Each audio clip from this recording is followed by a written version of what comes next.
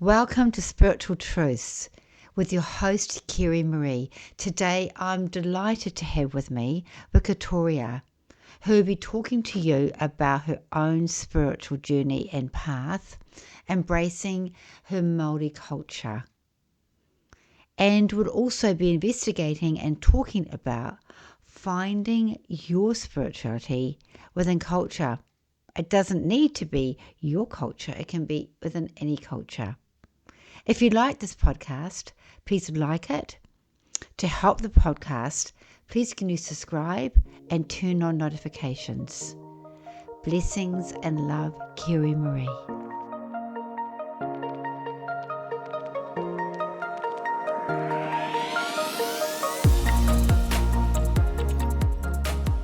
Welcome, Victoria. It's so good to see you. I'm so excited about this podcast, which is about finding spirituality within your culture. So welcome. Yeah, kia ora. Kia ora to you as well. Good to be here. Oh, thank you. Yeah. Thank you for coming, actually. I really appreciate taking the time because I know that you are a very busy lady. You've got a lot on your plate. You're up to lots of things. So can you just tell me a little bit about you to start off with? Just about who you are and what you do. Oh, because I know you're very busy. That's a bit hard because there's lots of sort of layers of things, right? So I'm a twin. Right, okay. In a family of 6 siblings and one half sibling. Yeah. And the twins, I'm right in the middle. Right, okay. And so in the scheme of our family life, I was sort of the quiet, stay in the corner, try not to attract attention. The spook. Right. The spook, but I never let on.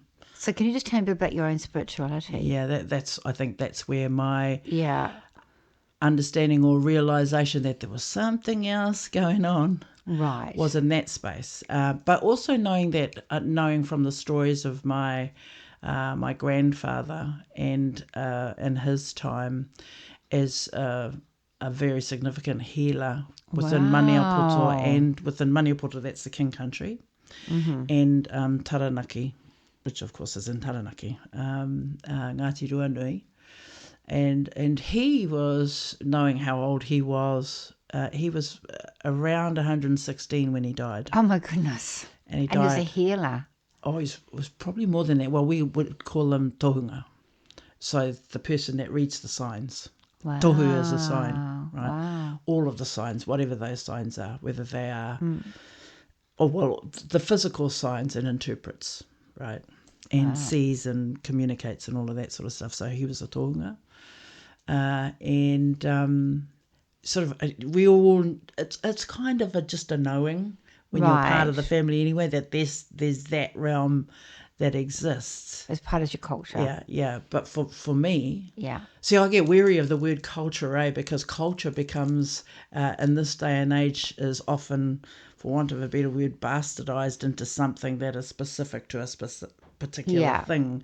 Yeah. Whereas, so our word that's used in there is ahurea, and it's from whence you come and from whence you thrive. Oh wow! So it's the two things. So it's not just, I guess, a Western view of what culture is. Yes. Ahu. Well, this is my interpretation of that word. Yeah, it's good to know this. Ahurea. Ahu is from whence you come. Yeah. Rea, and where you going? From into the thriving of who you are. Thriving. Right? I like that. Thriving of who you are. Not just surviving, but thriving. Because they often say, ka te e tupu e reo, grow and thrive. Grow and thrive. Oh, beautiful. I love that. That's very nourishing. Yeah. Very nourishing. So you said you were a spooky child. So you can tell us a little bit about that, yeah? I was a spook, a secret spook.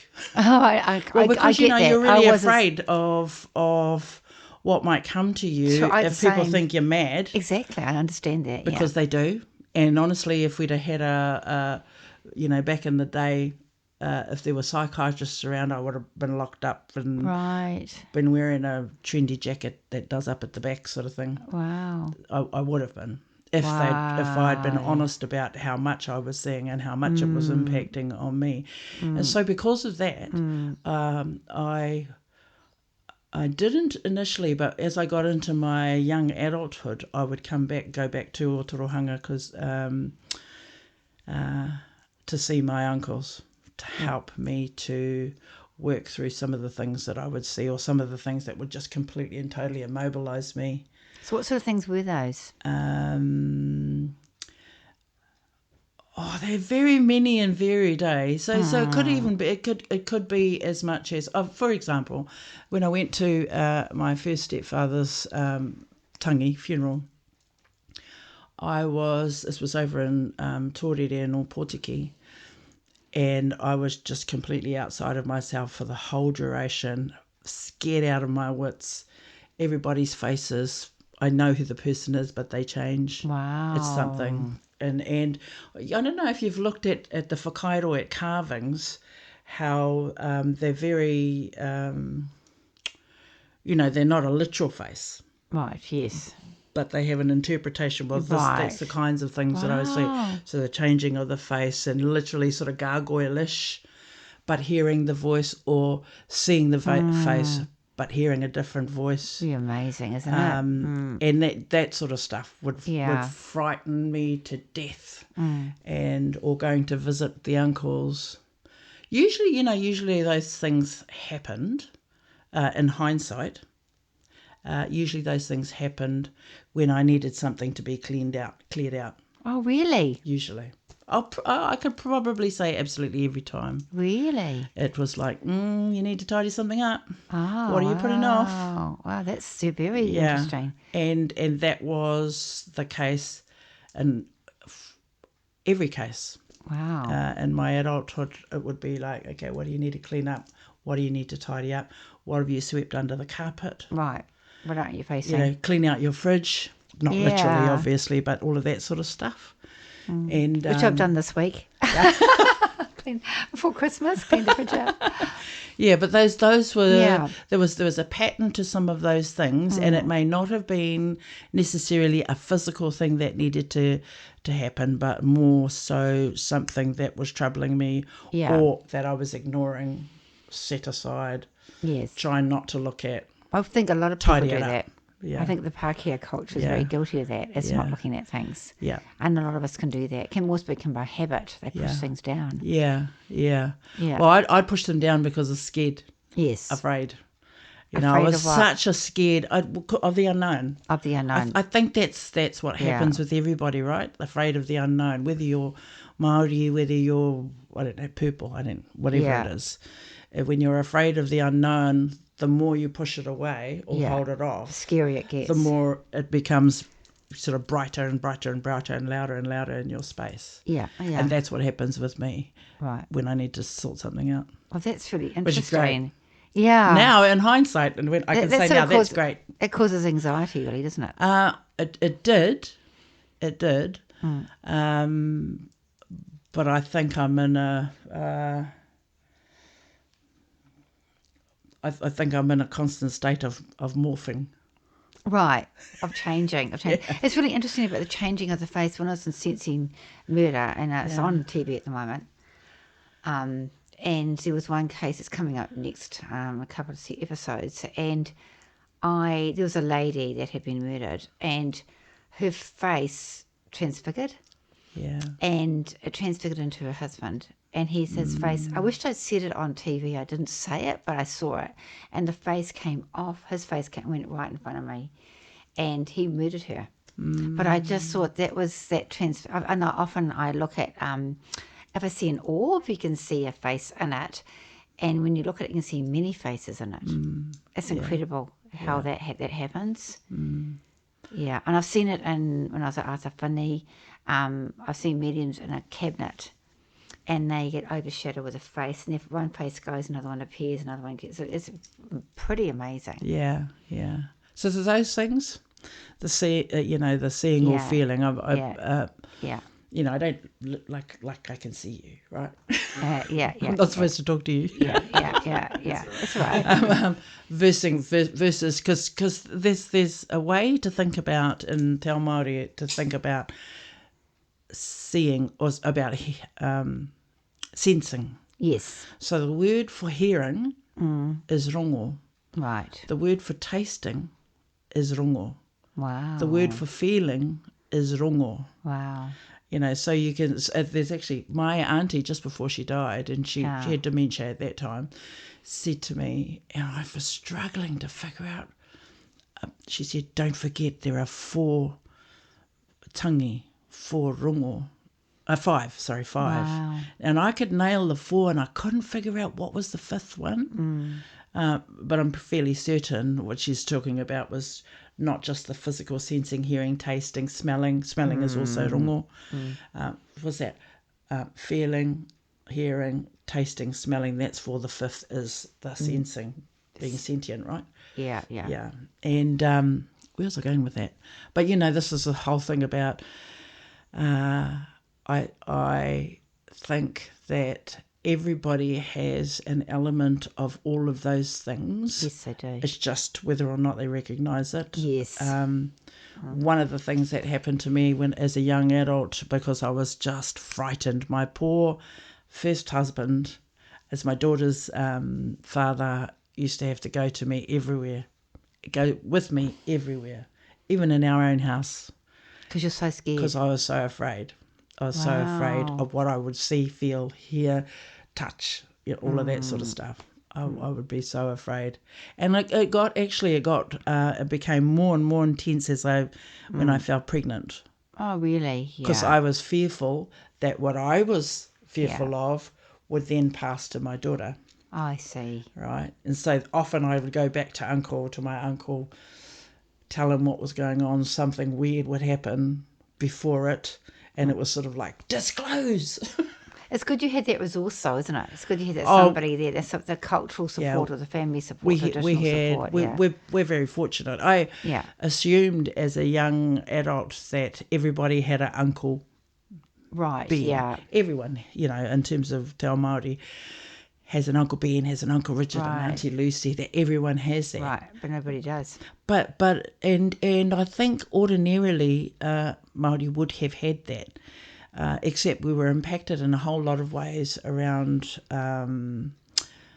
because I used to be in social work. Right. And that's when I made the assumption, well, where's your uncles? Where's your aunties? You know, the people to guide you. We're, you know, why are you out on a limb by yourself? Not understanding that actually so many of our people were taken into the care for things like didn't have any shoes. No one had shoes. Yes. You know, Pākehā didn't have shoes back in those times. Everybody was the same, but the kids were taken. So all of those sorts of things, and the disconnection that came from loss of land, loss of resources, loss of, and becoming kind of like a refugee, having a refugee status in your own land. Right. Those sorts of things meant for a disconnection. Right. That had impacts further on in young people's lives anyway. Yes. And so my assumption that everyone had an uncle, they probably do, but they were disconnected from it, right? And it caused a lot of disconnection. Yeah. And even in terms of the, you know, whāngai, when you take on the care of a relative or a friend's child, and you get that disconnection as well. So you get the loss of that whole sort of... It's both safety and scary bubble. Yeah. Must be sometimes when you're talking about that, it must be quite hard for people or confusing people that are adopted because they don't always know where they've come from. Definitely. Yeah, they must feel that sense of connection, a loneliness and isolation, and having to look after themselves and be really strong. Yeah. Yeah. So as you were talking, I don't know why, but there's a lady around you, and all I could see was her vacuuming around you. There's someone who used to vacuum all the time. Even when she was tired. And when you were talking about your husband coming with you, I'm instantly thinking Susie. Who's Susie? My mother-in-law. Yeah, because when I go to your husband, she's just like, she's just like, that's how she dealt with things. Is that she just used to. I loved Susie. Yeah, she's gorgeous. She's still around you now. Yeah, I just saw her. She's still just talked to her, but she's still vacuuming over the spirit because she showed it to me. One of those old-fashioned ones. Yeah. You know? Yeah. Okay. Yeah. All right. Oh, it's Susie. so cute. I saw her around you. Okay, so obviously I was going to talk to you about 2 questions, I guess, is you're scared of it, But you're scared of it. But obviously, as you develop, and your uncles and your ancestors, everybody helped you with your family and who you're with. How did this help you? How did you feel less stuck, and how did it help you? Yeah, well, actually, it became more and more and more intense and more often. And I finally went to one of my uncles, and I says, "Please help me not to be afraid." Now, I just wanted the tools. I wanted the tools. He shut it down. Oh, did he? Yeah. Right, because he felt that was the safest for me. But later on, I was told, well, he shut it down because it was so overpowering. Yeah, and he's of an era where women don't have that kind of, for want of a better word, power. I'm just hearing you were misunderstood. I was very misunderstood. Yeah, very misunderstood. I think he meant well. Yeah. But he's very patriarchal. Yeah. And I had been going to him for a whole lot of things, and I have been very, very fortunate to have their ear, his ear, and one of the other brothers' ear too, because that's where I've gotten all my strength from. So he shut that down, and so I was no longer, and I missed it. It had yes, and I can totally relate to it because I tried to shut it down myself and I missed it. Yeah, yes. because although it had become my sort of comfort blanket to have my own sort of internal label for this thing that was always something completely different to what everyone else had. Now, I'm not saying I'm different to everyone else because I'm sure they do, but, sort of it had internalized this place of comfort and knowing that there was something special. So the way it helped you, it gave you a sense of comfort. Yeah, because it was something special. I was different to everybody else. And while the people around me might not have acknowledged who I was, I always knew it. Yes. Right, so I was treated differently I was a twin, I said before, treated differently by my parents. The one that could never do anything right, never say anything correctly, dumb, shut up, all of that sort of stuff. Yeah. Just be quiet in the corner. Your sister can talk for you, or whatever, that sort of stuff. So almost like you're an embarrassment. I would just shush. You're like an embarrassment. Not an embarrassment. No, I don't think it was an embarrassment at all. I just think that I wasn't the same. Right. I wasn't the same. I don't think it was embarrassment. My life is almost parallel to yours in a different way. Yeah. I came from a very strict Catholic family, but it was I had to be guarded and shut down. And why can't you be like everybody else? And the same thing. You should be like, and being a twin, you should be like your twin. Why can't you? My twin and I are so different. Yeah. But actually very, very similar. Yeah. I got told, why can't you be like your brothers? With me, it was always my twin. Is it? So people can sort of relate to that. It's the sort of things that it's just they can't deal with it. Yeah. They just can't deal with it. So, so obviously it's helped you. So how do you feel your spirituality has guided you? I think probably the biggest thing is around knowing that there's another world. There's outside of the physical. Yeah. So I've sort of gone through I'm 62. Yeah. So I've gone through a whole lot of different lives, I think is the right word, in different spaces in time. Yes. And in each of them have grown from them, particularly from the deaths in my life, husband, I call him love of my life partner, father, 2 stepfathers, and some very, very significant, one of the uncles, or actually those 2 uncles that I talked about. Each of them, when they died, it was as though it shifted to another space. Yeah, and I feel, because when we started the podcast, I felt that I felt it for your father. I get warm. I get warm and determined.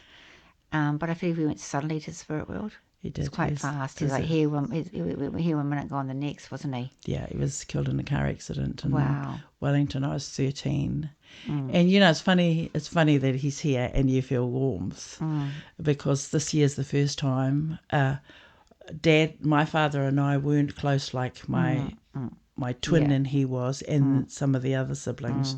I was that, anything went wrong, it was my fault. Not just Dad, Mum was the same. Yeah. And, of course, nobody else knew that. My siblings knew that. And so I didn't have a close relationship with my dad. And the day he died, and he will know this, the day he died, that was the first time because I revered him. I had held him up on a pedestal. Aww. And just wanted acceptance. I can remember maybe 3 times. There probably are plenty of other times. 3 times when I vividly recall him being kind to me. Yeah, because he's 3 times in quite my a life. hard-nosed man. But he had a hard life, yeah. and his life with us, we got the best of him. There's no doubt about that. Yeah, he did his best. I feel. We got the best of him considering the life that he had. He said, "Sorry, I was grumpy. Yeah, and I didn't acknowledge you." But he said, "Now I know the truth." Yeah. So where I was heading with that is that this year's the first time I did a little bit of. And, I've never really taken much notice of the inner child stuff, healing any of that. But for some reason, I happened upon something about that. It might have been a meditation or something, and it took me straight to Dad. Aww. And I've said earlier that it takes a lot for me to cry now. And it's not because a friend of mine said, "Oh, you're hard." It's not hard. It's just that if it doesn't... I don't do anything that is not of benefit to me. He said now he knows you're a blessing. Yeah. I don't know if you like been outdoors or the nature and the garden or anything when you were younger. Does that make sense to you? Yeah. Well, because that was my escape from getting and you went having attention. You're outside and down to the dog kennels. Yeah, because Dad's dogs. Yeah, okay, and it was like home for you. And I think he felt quite sort of I don't know. I think he felt quite warm for you, seeing as a child, like playing in the soil, and I think I don't know if you're planting seeds or something. Yeah. But he knew that you were special. Yeah. Yeah, he knew that you were special. Yeah, and he said, "Don't forget that you're human as well." Yeah, and I don't know if he had tattoos. Dad was anti-tattoos. Yeah. He talks about tattoos. Yeah, he was anti-tattoos. Yeah, because he said tattoos. He said, do you know why? Because now you got a tattoo, he said. Oh, if he's talking about that. But as the year that he died, I had a girlfriend and she was naughty. Parker girl, naughty girl. Yeah. And she was horrible to her grandparents who she used to live with. And I think I'm pretty sure Mum let me go to stay with her because she was Pākehā, not because she was a good girl. Yeah. And one night we tattooed. Wow. She tattooed a thingy on my. I didn't know what it was. In hindsight, I think it was supposed to be a female side. Had he just died? He saw it. No, he hadn't yet. Oh, right. He saw it when we were swimming. I'd completely forgotten to cover it up. He's talking about the tattoo. He's talking about that. He's not talking about this. Yeah. Yeah. But he said now he thinks it's fantastic. Yeah. Well, this is fantastic. That's gone. Oh, has it? Yeah. Wow, he doesn't worry about it now. Okay, that's interesting about the tattoo. Yeah. So obviously it's given you strength, hasn't it? How is spirituality giving you a sense of strength? I think more than anything, because I was talking about, past, present, future. So an acknowledgement of... Yeah. So I have a different way of seeing things in terms of our creation spaces. Mm-hmm. And so people think that Eeyore is, and refer to Eeyore as God and the Christian God, but that's not the traditional thinking. So Eeyore is like the omnipotent... discovering being of what and who and how everything will be kind of thing. And once there's this recognition of then you have these what do you call it, it's sort of like transitions from time down to the gods. So dark, all the various stages of darkness, all the various stages of light. And they go side by side like this, the long night, the long moon, actually. Long night, the long moon, the great light, the great... So they're always paired until you get down to the space of the gods. And then they're sort of their beings. Prior to that, it's sort of like I'm not making a good job of this. But it's all about the creation spaces. And so for me, it's not a Christian God.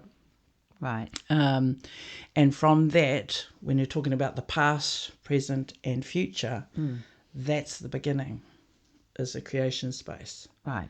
Yeah. And I think for a lot of Māori, they haven't had the benefit of that understanding. All they understand, they understand is, and it might be done or said in a Māori way, but it actually is a Christian approach to a Māori concept. Right, I see what you mean. Right? I see what you mean. Yeah. And so a lot of things that are recorded in time about Te Ao Māori and at the arrival of Pākehā here to Aotearoa, it was recorded by Pākehā, and you can see the spin is different. Right. So you get a spin in what is a creation story, space story, where there's equal male, female, male, female, male, female kind of essence. And then suddenly, when it's been written down, you have Adam and Eve-esque kind of stories. You have women and children as chattels of men. Right, okay. You have only male gods being recorded, and only male gods are important, while there are myriads, and probably the most important god of them, not God, I'm going to say Atua because it's not really God. The most important Atua of all is Hine Nui Te Pō. So she is often said about... I kept on hearing a name like Henny all the time. Yeah, that's what I'm getting. Is that what I'm getting? Yeah, okay. It's Hine Nui Te Pō. Right. I was even emotional. Ooh. Yeah, Hine Nui Te Pō is important because she is both the person that brings life to mankind. She's obviously the first one to bring... to give birth, right? Right, yeah. So and then she goes through these phases from that and then to Hine Nui Te Pō, when she has an argument with her husband. She says, right, you look after them in this realm.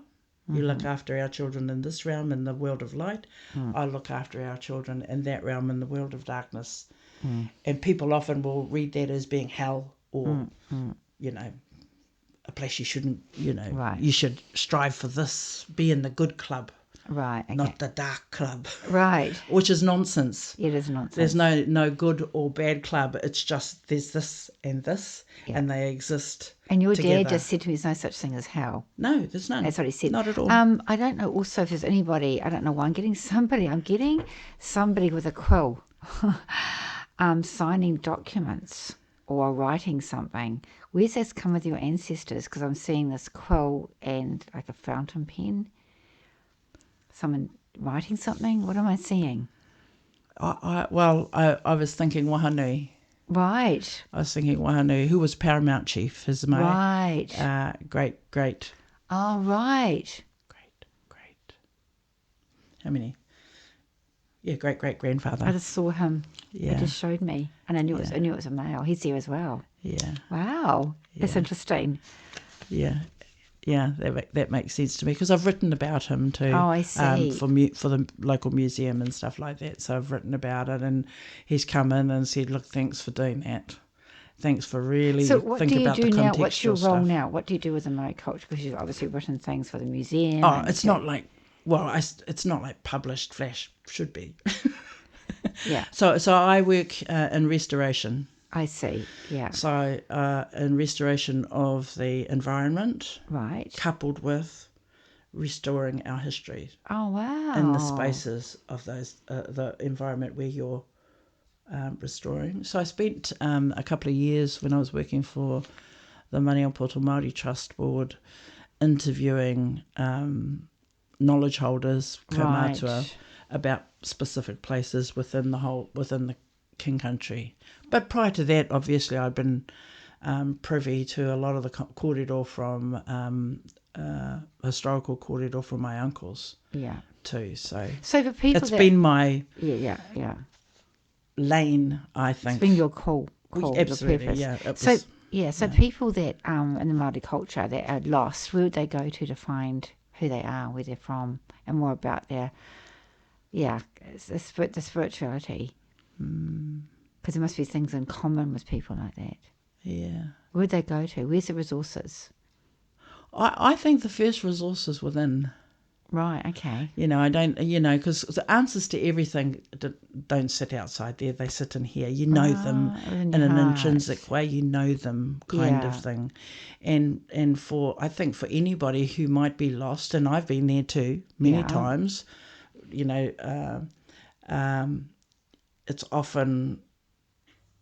common to strive and look for an answer over there and read a card or whatever, when actually those kinds of tools are really just a reminder that you already know. So it's any culture, isn't it? Really? Any culture, culture. Also, but with Māori culture, I think the best places to go back to whomever you can connect to in the space where you're from. Right. And be really intentional about it. Right, yeah. And, not just any old Māori down the road that happens to live down there. You're right. You know what I mean? That was a bit flip. But you be really intentional about seeking out those people who know more than something. Right. Right. And it might not even be someone from your own family, but it will lead you in the direction probably where you need to go. So if you were, there are plenty of people that are really knowledgeable, that can help and just steer you. And I think, wouldn't you be, because the Māori culture and spirituality is so entwined, don't you think we should start that process, the spirit world will guide you as well, like your ancestors and spirit will guide you? Yeah. And that's what because that stuff that within, that's where it's coming from. Yeah, exactly, of course. From the spark before you arrived kind of thing. And knowing that this is my path, but you go through all of these blimmin' meanderings and all the rest of it on the way, living all of those different lives. Yeah. And then you get to a place, and I say to my kids all the time, don't wait till you're 40. Yeah. Don't wait till you're 50. Do it now. Yeah. Do whatever you need to do now. Start on it now. Whatever legacy thing that you want to leave behind for your kids when they arrive. I dreamed about baby this morning. Oh, great! It was a bit out the gate, but it was a great dream. Yeah, do it all now. Because don't wait. Yeah, when I get married, or when I've qualified, or when I get a house, you got to do it now. Or when I'm settled. When does that? Never settled, are we? Yeah. Never. Yeah. I keep on, there's a cheeky spirit around. I don't know who they are, but I keep on saying they wore hats. They wore hats. They wore hats. And they're very grateful to you. Hats? Hats, yeah. And they're very grateful to you. Who wore hats? A real cheeky person. There's plenty of cheeky people. Yeah, I think this is a male energy. Yeah. Yeah. Hats? Yeah, and we're quite skinny as well. Hats? That should be really, really obvious, I know. Because I'm thinking, bloody, Sorry. Hurry up and say it. Yeah, lots of tricks.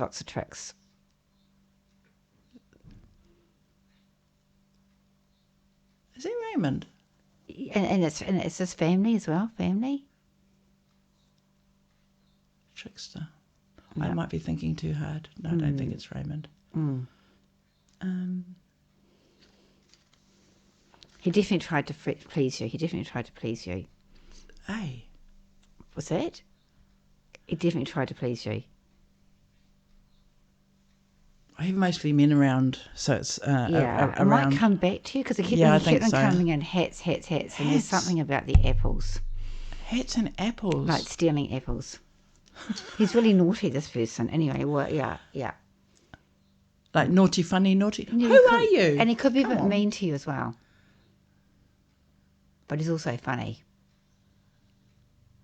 That's past. Yeah. And he's given me the name John. John? Yes.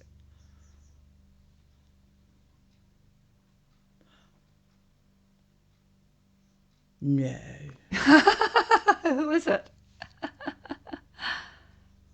Oh, I don't know many Johns. The only Johns I know is John Henry, John Tata Henry. I kept on hearing Henry. I kept on getting Henry before. Yeah. Is Who is Uncle it? John, Oh, wow, Tata there we are. Henry. Yeah. And I kept on getting Henry because, yeah. And he was the man for the hats and the shoes. Yeah. And became a very, very eloquent speaker. Yes. I don't recall him being mean to. I don't recall him at all. Actually, he was only ever good to me. Yeah. That I recall. Yeah. But I didn't know him as a younger. Yeah. Person. Yeah. Me as the younger and person. And is he quite slim? He was. Yeah, he quite slim. Yeah, very, very, very dashing. Dashing and slim. Yeah, that's with yeah. the flash, and lovely eyes. the flashes shoes that like everybody wanted his shoes, and because he was quite spoiled as a younger. Oh, you're right. He was quite spoiled as a younger person, and he spent a lot of time with the Indian couple down the road from where they were living in Kafia. Dula is his name. Oh, don't you have to do that? Yeah, as a bird. Yeah. That was interesting. Yeah. It was probably him. And what they used to do back then, because the whānau couldn't afford to go to the movies, he'd go to the movies with the Indian family and come back and he'd act out all of the movie. Oh, cute. To he's the whānau. Quite cheeky. He's quite cool. Wow. Yeah. Good job. It was something about the apples. I don't know what that meant. But anyway. Yeah. So he knew who he was. So he's got lovely eyelashes, he told me as well. Yeah. He said, don't be too serious. Oh, I know. Yeah. He said, don't be too serious. I think that the apple's not a big thing. It's just a fun thing. That don't be so serious. Yeah. And something I meant to say about this John Henry, because I think he's quite spiritual as well, is that he said it's good to take risks. Yeah. And, he's making me feel that you must take risks, and he's clapping his hands and doing this. He gives us support. Does that make sense to you? Absolutely. Yeah. Yeah. And do you understand, when you didn't understand, he said stay true to you, but he sort of felt he didn't give enough or pull back or mean or something? What was that about? I can totally understand that, as he became more and more, I guess, infirm. And I was, because my thing is about gaining and gathering knowledge, not for me. It's never for me. My lane is always about uri whakatupu, about the next generations. Wow. It's always about that. Wow. Always has been. It's never for me to keep. And so as he became more and more infirm, I didn't go there often, but I felt when it was too hard for him. Right. There was too much.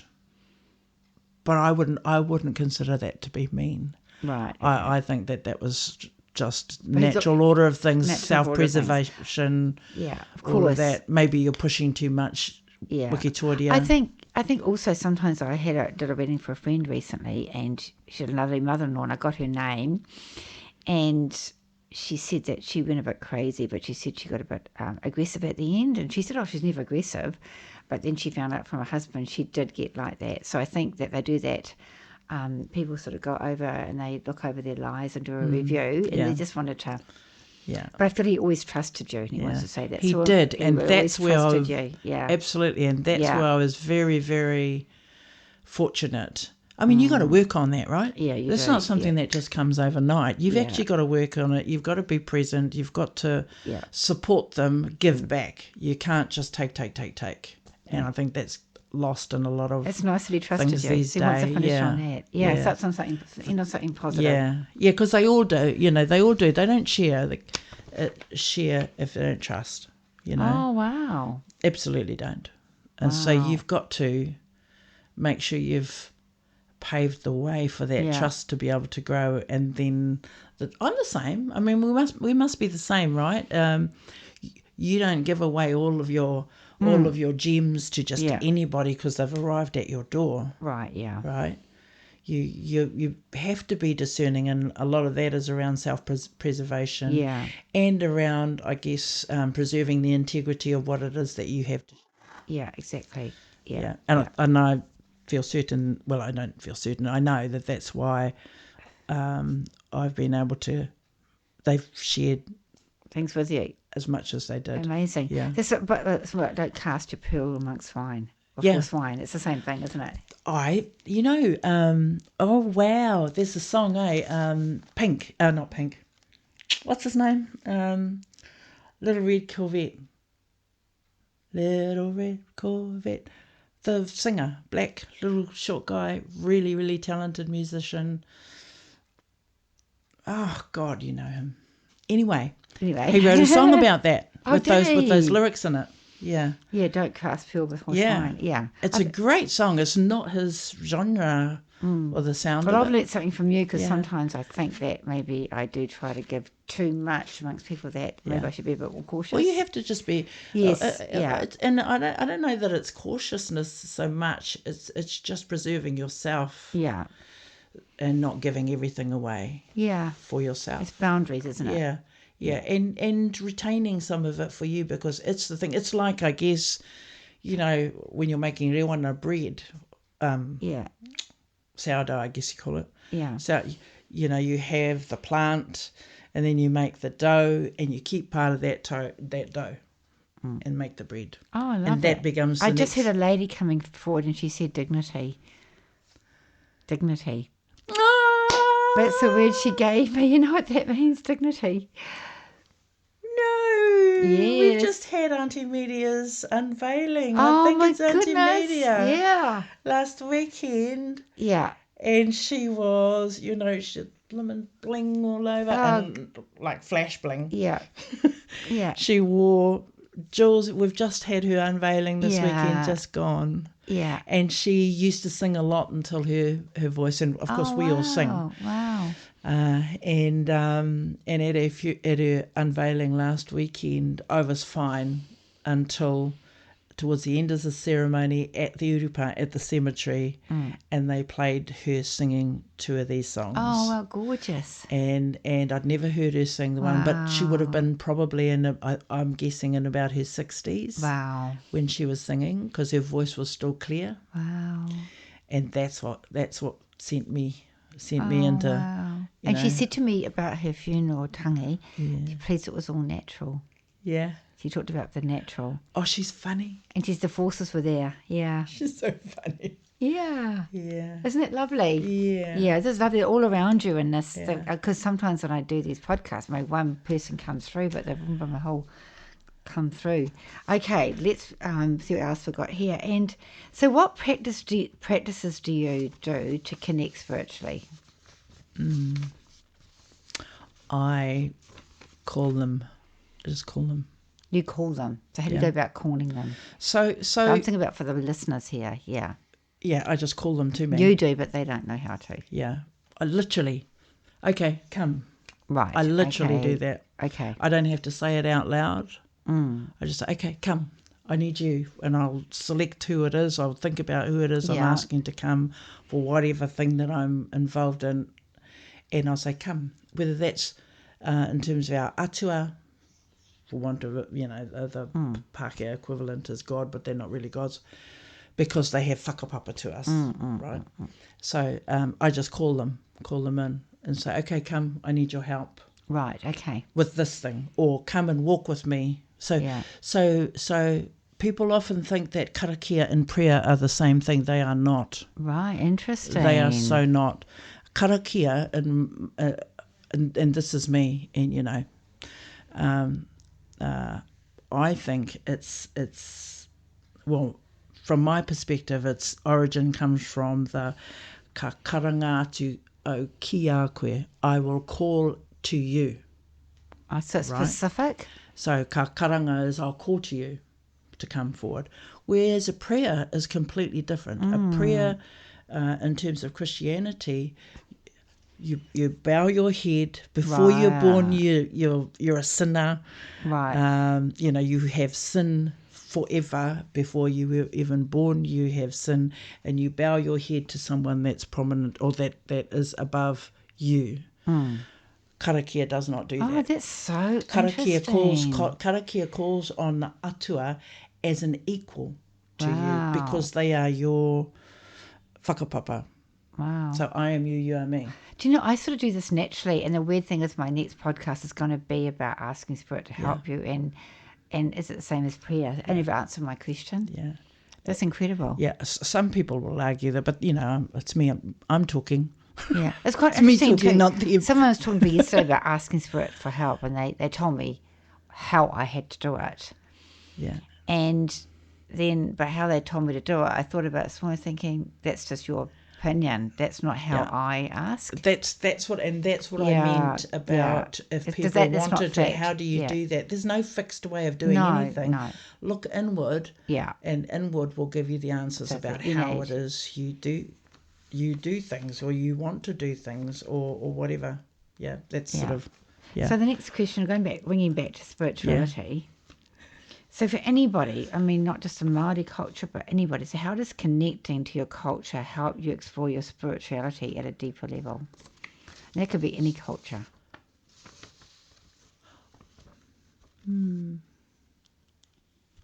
I think that it's perfectly legitimate to look in all directions. Right. Okay. In all directions. I think don't restrict yourself. Well, this is entirely my view. Yeah. Right. And similarly, all of the other things that I've said over the whole duration, this is my view. And anyone can argue, but they can't argue because it's my view, right? But I think the one of the biggest things is do not restrict yourself to one line or one way of thinking, or there's only this lane. Don't go to that. Explore everything. Look at everything. Whatever resonates with you will be the thing that works for you. Yeah, that's interesting. Right. Yeah. Otherwise, it won't work. It'd be blocks all over the place. Well, it's interesting. Like when I was in Australia, there's another name for the island. The Pākehā name is Fraser Island, but we're there, staying near there, and I looked up, and it was just blew me away because I can see Native American Indians, and I looked up and it says, man, it was stocky and short and very dark, and he had headgear on, and I thought, gosh, it's really interesting because I just looked at him and I thought, you're much darker, you're shorter and stockier, and these things on your head aren't big long feathers. What are they? And it's like it's red and yellow. And it took me, and it was like an elder, and and then he disappeared, and I thought, oh, that was an Aboriginal old elder, and I found that quite fascinating. And we went on a tour, and the tour guide was telling us about how the Aboriginal believe that the spirit goes to the trees or to nature, and he said at that time he looked up when there's an Aboriginal elder. He could see them in the tree. It was incredible. And I just sort of found that quite fascinating. Yeah. Something I never think about. Yeah, so I like that openness that you're talking about. Because every culture's got everything. Yeah, because everything's got something to offer us, hasn't it? I think it does. If you... I think if you restrict yourself and what it is that you're exploring, it really limits your growth. Yes, it does. Yeah. Your growth in whichever direction, it doesn't matter. Doesn't matter. Which is my next question, really, because if someone doesn't have a culture, where they come from, it doesn't matter. They can to me, it's that they can open up to wherever they're led, or just see what feels right to them. Is that what you'd say, wouldn't you? You don't have to come from a specific culture. You don't have to. It's too restrictive, Because if there is something else, it'll show up. I talk with certainty about this, and Gabby, my son, used to say to me, but how do you know? Yeah, right. So, when you're in a space of real comfort about who you are, there's just a knowing, and I would say to them, don't worry, it'll be okay. Something will happen. It was really interesting because we did this podcast with Gavin about bioculturalism. Yeah. And I saw he was wearing something around. Yeah. And I just felt his culture was both his cultures within it was. Yeah. Was it Irish, was it? Or Scottish. So Scottish and Māori, Yeah, when I bought that. Yeah. I bought it for me. Yeah. But it never sat well. Right. Well, it never. It's not that it didn't sit well. As soon as I put it on, I thought, I don't think this is for me. Right. And initially I said, oh, Mum, what do you think? You know, I was looking for someone to have it so that it had a home, right? I said, yeah, I have it, but she never wore it. Right. And so I said to her, actually, I know who that belongs to. Wow. And that's how Gavi got it. I really felt important that he's wearing that. And it is because it brings in his father's side and Te Ao Māori as well, that pounamu, eh? Yes. Yeah. And it's got a Celtic, Celtic interpretation that brings together Te Ao Māori, yeah. And how he's more into how he's looking at more the Māori side of himself, isn't he? Oh, you know, this time last year, the growth is exponential where Gavi is concerned now. He would never. So Gavin's a lot like his dad, and his dad would never try. In some ways, never try anything that he's not completely and totally familiar with, I see. and he's not going to be good at. Right, and in some ways, some aspects of Gavi is like that. And so he has taken the hugest leap of faith into Te Ao Māori since this time last year. And you would not have seen him make announcements, put up Instagram posts, whatever it is, and saying whole phrases and learning what he is learning in terms of the language. Because I've always said, you know, language is going to be the big key that unlocks the big door. Wow. Why is that? Because every word has depth beyond just face value. Like that word ahureo, people will say culture. Yeah, no, I can understand. You know what I mean? Deeper, you know, so ahu, from whence you come, from whence you go in terms of your thriving. Yeah. So it's much bigger than culture. So it opens things up for you. It opens, I guess, sort of gives a great, because we're a people of context, right? We need context to feel like we fit. Right. We do need context. We do. Is this a dog coming around you now? A dog? Yeah, that's passed. What does it look like? It feels like a lighter dog. Is that muscles? Yeah, and I think it's in dark and it went quite fast. The dog came quite fast. Quite connected to you. Is it muscles? Yeah. Oh, well, it's either muscles or Sandy, but they were in our lives around about the same time. A male? They're both. Yeah, Muscles was a little weenie thing. Called it Muscles. Yeah. Sandy was a German Shepherd. Right, okay. I think it's a little one. Yeah, Muscles. Yeah, I just saw it coming in around you. Yeah. Sydney Silky Staffy Cross. Right, I guess a little dog. And it's in dark on it as well. Yeah. Yeah, that makes sense. Okay, also I'm going to do some cards for you in a minute.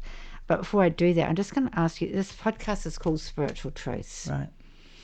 And everybody's got different spiritual truths, and it's helped people find their own spiritual truths. So what is, like, we probably have many, but what's one of your main spiritual truths?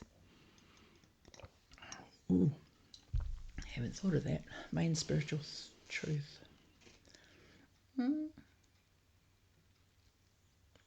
Trust. Oh, because I heard that word before. I heard that word, trust. I think trust. And trust what? Trust anything. Trust everything. Trust that whatever comes to you is what's supposed to come to you. Oh, I love that. Right. Trust whatever messages or whatever the tohu is, signs, or what you hear, feel, do, you're supposed to be doing it. And is that in life in general? In general and spiritually, though. Right. Yeah. Trust that the message is there. Actually, trust enough to quieten down. Quieten down? So this time last year, I had an accident where I thought I'd broken my back, and I ended up with, and that has been the biggest wake-up call for the 2 years prior. I kept getting the messages to say, slow down, doing too much, so much on your plate. Yeah, yeah. And I would for a little while, and then... Oh, my ear's burning. Yeah, I'm going like this really high ring in my ear. Yeah, and I would for a little while, and then take off again, because involved in so many things, and twice. And then I had the big fall, and that was the biggest wake-up. And I thought, geez, you better, because I thought I'd broken my back, you better sort yourself out physically. Yeah. Slow down, do all of those things, or they're going to keep knocking you down until you're down for good. Yeah. So that was another one of those transition spaces where, you know, it's like a death. Yes. Hey. Yeah, so You had to let things go and start again. Absolutely, and be honest about it. Yeah. Yeah, because you can't lie about the that. battle within yourself is what I'm hearing. Yeah. I'm going to pull a card for you. Yeah. I do feel that the birds are around you as well as a sign from Spirit. Does that make sense to you? Yeah. And what does the tui mean? Because the tui flew into the window before. So the tui, because it's got the thing over there, and it's got the reo, it's got the voice, right? And so one of Wahanui's mokai pets was a tui. Wow. And so he was an orator, he was a tohunga, he could slay anything both in Te Ao Māori and Te Ao Pākehā. He was one of the only people that stood in Parliament to speak. Wow. And at that time, the only people could speak in Parliament were those that were from foreign nation. Well, at that time, Maniapoto, people call it King Country, but Maniapoto was a sovereign nation in itself, and it was closed. The territory was closed to Pākehā. And that was the reason he was able to stand in Parliament, because we were considered a sovereign nation in our own right. A lot of people don't know that. No, so tui is his sign. Wow. And I think also because we sing, my sisters and I sing, and it's quite a unique contemporary version of old school waiata Māori that still takes you back there. Wow. Yeah. Well, he's letting himself known, isn't he? Yeah. Yeah, please remember me. Yeah. I feel this is a lady bringing this through, actually. And I'm getting and she feels very proud of you. And I just want to say she just feels very feminine. Like she loves my dress that I'm wearing and very feminine. And it's number 28. So I don't know if 28 is an important number, but I've got amongst the butterflies or by the sea, dance in the moonlight. That's where I'll be. I can see your movements where you are, doing improvements or driving your car. I'm right next to you, giving you support. Remember what I showed you and what I taught. Discover new things. Open your heart. It's time for learning and to follow your yearning. It's a beautiful lady, and she's family. Do you know the first person that came to mind was Tina. Oh wow! Now Tina was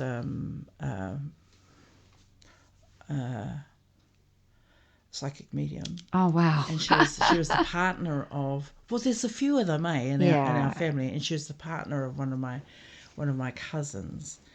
And at a really difficult time after my first husband died, I used to go and see her, spend time with him, sing, because for her, if I was singing, I was happy. Actually, singing was sanctuary for me. And she's who I'm thinking about is Tina. Yeah. Yeah. Yeah, because that was immediate. That's right. She just came in straight away, and I just felt that she was quite sort of, kind, very kind, and sort of quite gentle, but also fun. Yeah. I felt fun and liked to move. Yeah, because we used to do, have a few parties and things. Not a lot, few drinks, but in the very short space in time that I knew her, we did that, and it was her trying to help me through a really, really traumatic time. And she said to me, you lost your spark. Yeah, I did. And I want to say... Then, absolutely. And she said, if you ever lose your spark again, she wants you to call on her. Yeah, ka whai. Yeah, okay, and she'll be there. It's funny, I was talking about her the other day. Wow. I haven't spoken about her for years, but I was talking about her in relation to some genealogy that she'd given me that comes down from my mother's father. Wow. I haven't spoken about that for years. Is it interesting? Yeah. And also something, I keep on hearing it again, let it unfold, but it's something about building out your financial situation or your nest egg, if that makes sense as well. Get your finances sorted. Yes, you keep on getting that. It's like forever. There must be someone called Kathy as well, or Kathleen. Kathleen? Yeah. Over there. Yeah. Kathy. Kathy.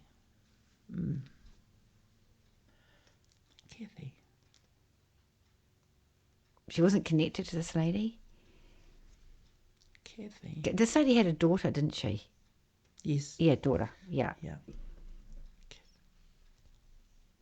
It doesn't come to me straight away. That doesn't mean anything. Yeah, okay. Necessarily. Kathy. And I want to say that Tina knew had a lot of inside information. That's what she said, and she still does.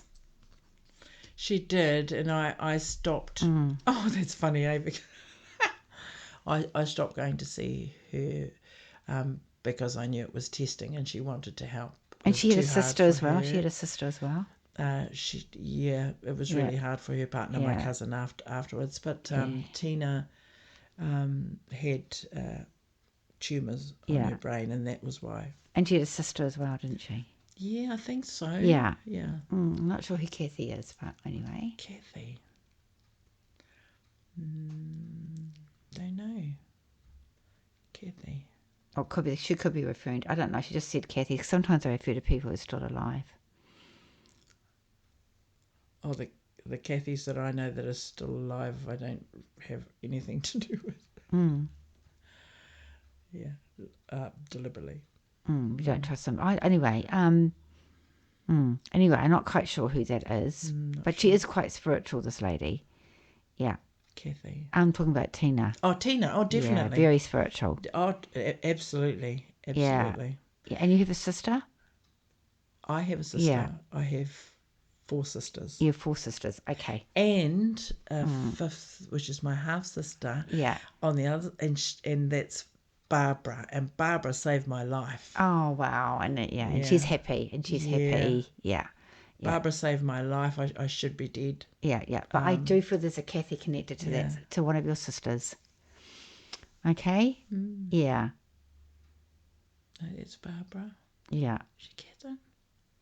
Yeah. Yeah. I gave a name to someone the other day, and then they often come back later. You can tell me later. Yeah, I will. Yeah.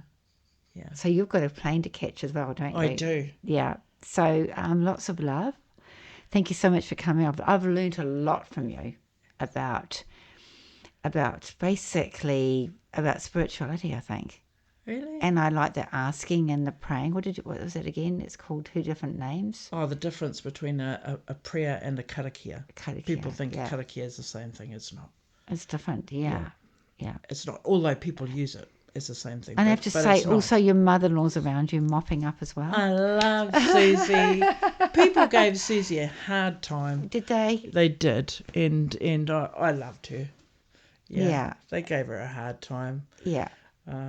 Some legacy stuff about, the child but also there was also the living in a world that was very patriarchal, and, the women's contribution in the space of the farming community is zip.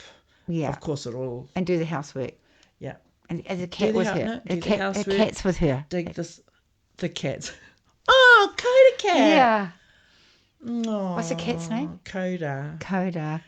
I had to put him down because he was blimmin' attacked by these mongrels. Yeah. Coda was a ragdoll. Yeah. I see a fluffy cat. Yeah, he was a big ragdoll. Yeah. It's like big. Yeah, and he's with this Susie.